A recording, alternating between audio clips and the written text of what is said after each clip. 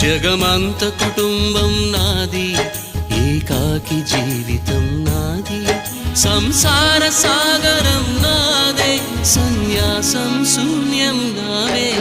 జగమంత కుటుంబం నాది, ఏకాకి జీవితం నాది.